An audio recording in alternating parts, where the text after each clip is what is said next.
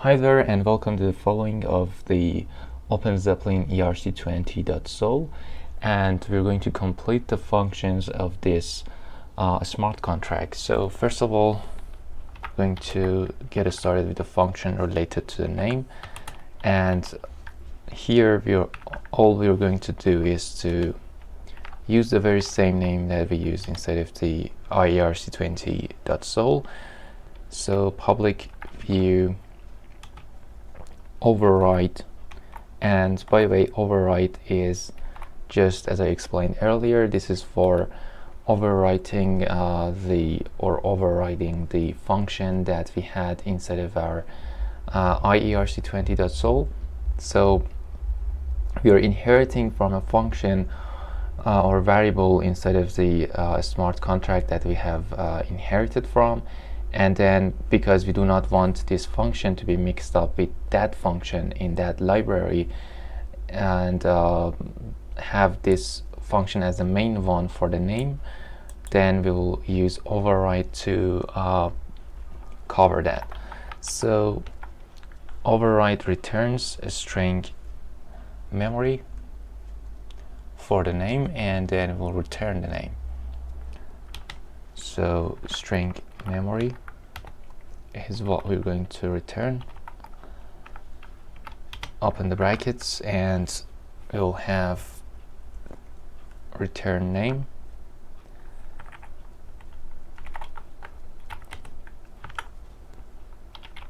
and we're going to do the same for the symbol and the total supply and also balance. So let's copy and paste number of times, and we're going to do this for the name too.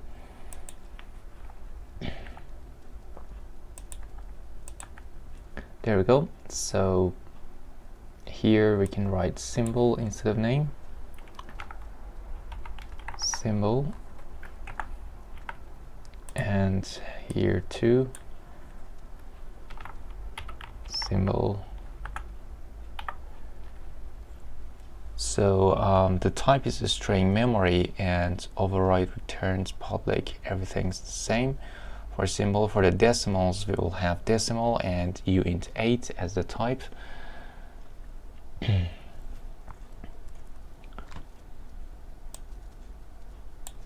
So it's uint8, and this is decimals.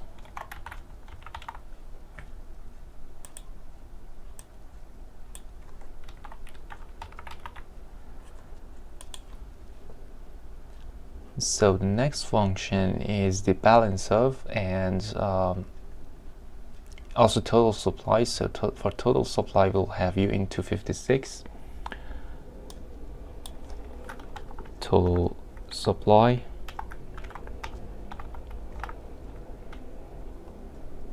and the type is uint256. uint256. And here we'll have total supply.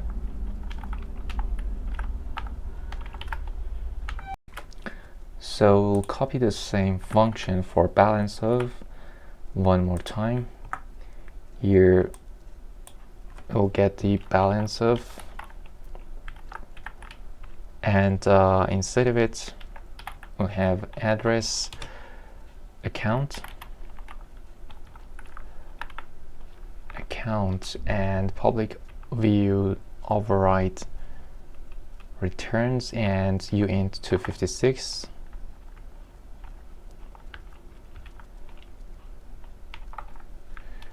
There we go. And here I will need the balance of the account, return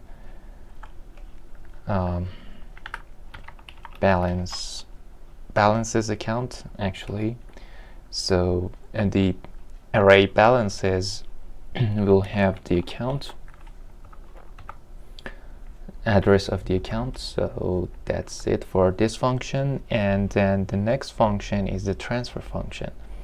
So we're gonna write this together. Function transfer address recipient,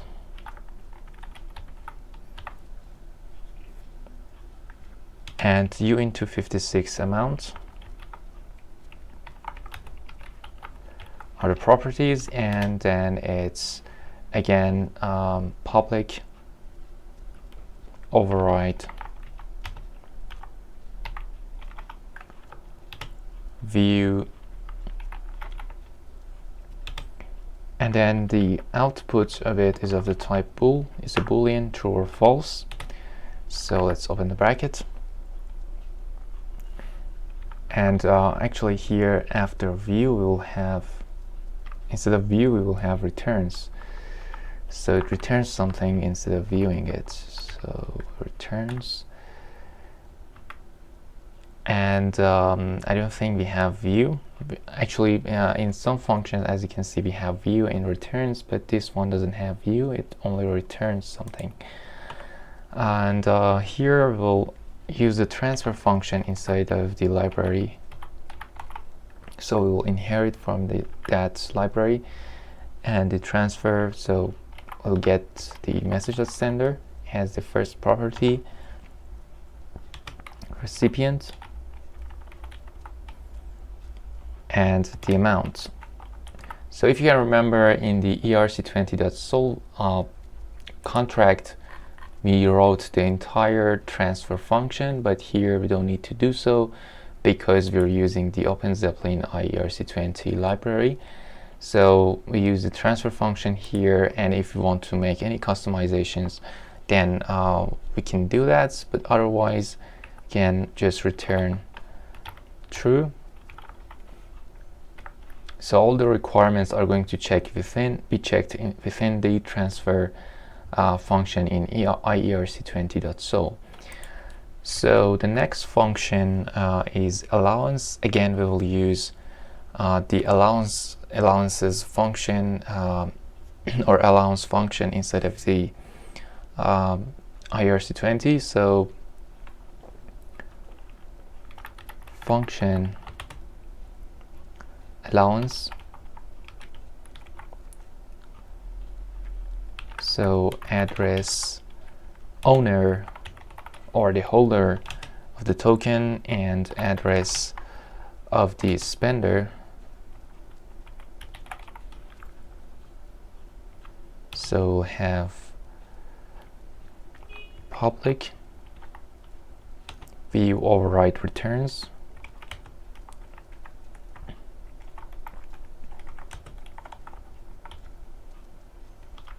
uint256, and then let's open the bracket. Here we'll only return the allowances owner and spender. So owner, and then another square bracket, and here spender. So that's it for the allowance, and then we'll have the approve function and some other number of functions. So the next one is approve function, approve. So we will get the address, spender, and uint256 amount, uint256 amount. So public override